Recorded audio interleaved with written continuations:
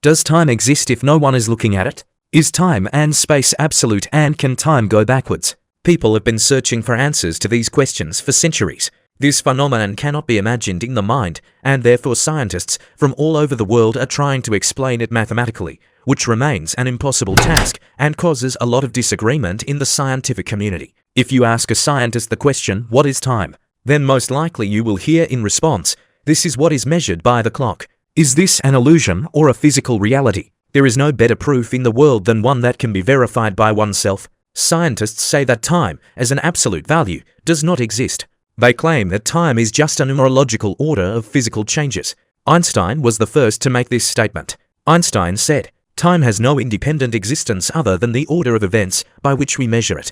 People quickly learned to measure time by matching it with astronomical cycles. The daily cycle, the lunar cycle, the annual cycle. And for a long time, it was astronomy that provided humanity with the most reliable source of understanding where we are going. People saw recurring, periodic phenomena around them and learned to compare their own feelings of current processes with natural cycles. 300 years ago, Isaac Newton said that time is an axis that counts some parameter at every point in our space. The variety of views on time is sometimes amazing. The physical measure of the duration of the process, the philosophical category of world change, the psychological means of orientation in space. No matter how one considers this unstoppable, ephemeral flow, sweeping away everything material in its path. And yet modern science, based on a number of studies, comes to the conclusion that time is a mirage that has nothing to do with the constants of the world. Throughout its long and eventful history, mankind has never been able to create a universal definition of time.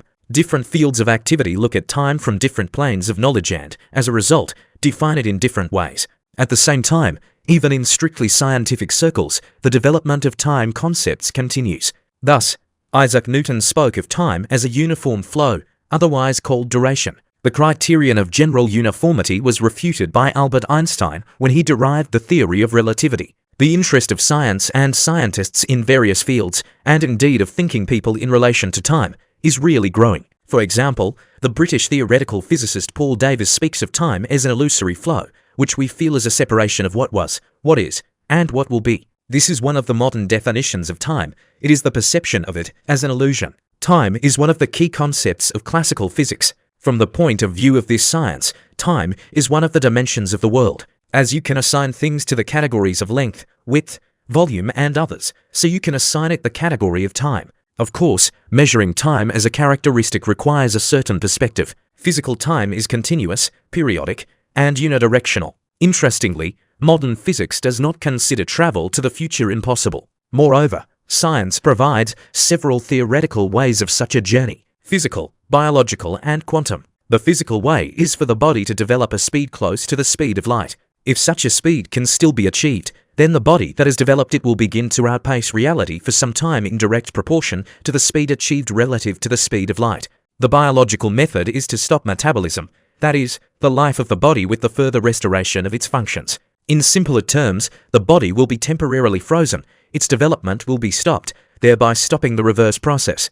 Then it is planned to bring him back to life. The quantum method is perhaps the most mysterious for the uninitiated person. If we try to explain it simply, then the quantum method theoretically allows us to split bodies into subatomic, that is, into ultra-small particles, which, unlike atoms, are able to overcome what we call the present. According to one of the most famous scientists of the 20th century, Albert Einstein, time and space as physical categories exist in connection with moving matter. In other words, time goes differently for each body depending on the speed of its movement. For example, time for a person riding a tram will go a little slower than for a person sitting nearby on a bench. The difference will simply be very small, and therefore it will be impossible to notice it. Remember the physical way of time travel. The difference in the passage of time of bodies will be noticeable only when the difference in the speed of movement is really noticeable by the standards of physics. This is what Einstein is talking about. Time, regardless of its definition, is inextricably linked to the so-called entropy. In turn, entropy is the tendency of any ordered body or any order at all to chaos, that is, gradual destruction. Isn't this one of the main reasons why a person needs to systematize time? Maybe 4,000 years ago, when the Sumerians came up with the idea of counting it, they did not even know what entropy was, but thinking about something significantly similar, maybe they came up with the idea that mortal days should be kept track of. The very same Greek term entropy, literally meaning transformation into something, was introduced into science by the 19th century German physicist Rudolf Clausius. Speaking of Greek, let's move on to the philosophical concepts of determining time. Philosophy began to explore the question of time much earlier than science. The ancient Greek philosopher Plato was one of the first to speak about time. He saw time as a moving semblance of eternity. This concept was developed after him by his famous pupil Aristotle, who laid the foundations for understanding time as a natural scientific unit. The medieval philosopher Augustine understood time as a subjective phenomenon, considering it a stretching of the soul. Already Augustine also notes the irreversibility of time. Thus, the subjective concept of time was developed, which in philosophy is opposed to natural science. This is how philosophical thought was divided into two concepts. At the same time, the natural scientific and subjective concepts of time developed simultaneously. Isaac Newton, already mentioned earlier, followed Aristotle and deepened the natural science concept of time, supplementing it with the later rejected criterion of uniformity. Around the same period, the German philosopher Gottfried Leibniz developed a subjective understanding of time. Partly in connection with this, Leibniz developed the doctrine of the unconscious life of man. Psychology considers time as a private feeling of the subject, depending on the state of his psyche. From this point, time is divided into cyclic, that is, circular and linear. Such a dual and unstoppable time flow is reflected in his consciousness as a form of acquaintance with himself and the world through this figurative mirror of time. This is how a person perceives time according to psychology. In the natural sciences and humanities, including psychology, the butterfly effect is also often mentioned. The butterfly effect is a property of the system that suggests that a minor effect on it can have a very noticeable and at the same time chaotic effect. From the point of view of time, the concept of timeline is important here.